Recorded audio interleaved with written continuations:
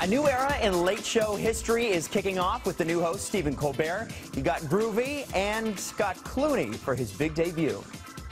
And now it's time for the Late Show with Stephen Colbert. A musical start to the show, complete with high kicks and a patriotic number. And the home of the brave.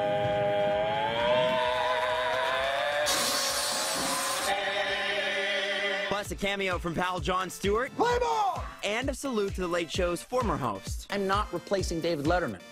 His creative legacy is a high pencil mark on a doorframe that we all have to measure ourselves against. With a new host comes new digs. The renovated Ed Sullivan Theater digital projection. I wanted to have Michelangelo painted, but it turns out that Ninja Turtles aren't real. Making history as Colbert's first ever guest, Mr. George Clooney. Can I talk about your wife, Molly? Sure, yeah. What is it like to be the arm candy in a relationship? Don't talk. More of this, less of that. A visit by Jeb Bush let Colbert wink at his past Comedy Central life. I used to play a narcissistic conservative pundit. Now I'm just a narcissist. Then a high note with Mavis Staples bringing down the house. And with a nod to his late night competition, that's a wrap on show number 1. Night, buddy. Good night, man.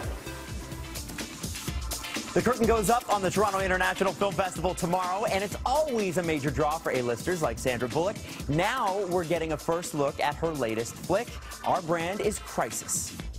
The best campaign strategist in the game. Bullock plays a political consultant in the film that's making its world premiere in TO on Friday, when the Oscar winner is expected to stroll the TIFF red carpet.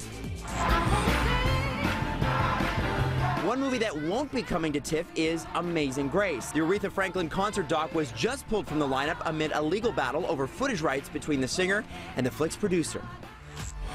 This is our first look at Matt Damon on set for the new Bourne installment. That's expected to debut next year. I think I jump into things sometimes. How about we start over? I can't believe he's here. The Perfect Guy will be steaming up theaters on Friday. Our Jill Bellin caught up with the cast. Not a bad day at the office, though, when you get to work with these two gentlemen. No, I had more girlfriends trying to come to the set than any other movie I've ever done. It's fun to play the good guy, isn't it? It's more fun to play the bad guy, but the good guy is the good guy. Do you have a preference playing a bad guy versus a good guy? Bad guy. Really? All day. Every time? Yeah. I now know why Christopher Walken did it for so many years. You know I never hurt you, right? Do I? Tonight on FXX, The League is back, and our Terry Hart got the scoop on the comedy's final season. I would like to dedicate this induction to my #1 draft pick, year in and year out. Thomas Edward Patrick Brady Jr. 7 seasons of The League. How much about what's happening in the NFL actually makes it into the show? Quite a lot. Everything from concussions to Deflategate.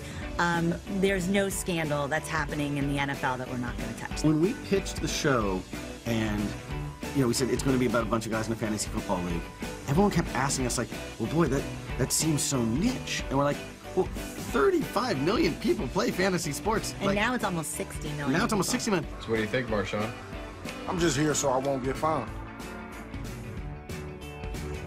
And right after The League, you can catch You're the Worst. Both are on FXX only. We want to know what your must-see premiere this season is. You can tweet us at InCity.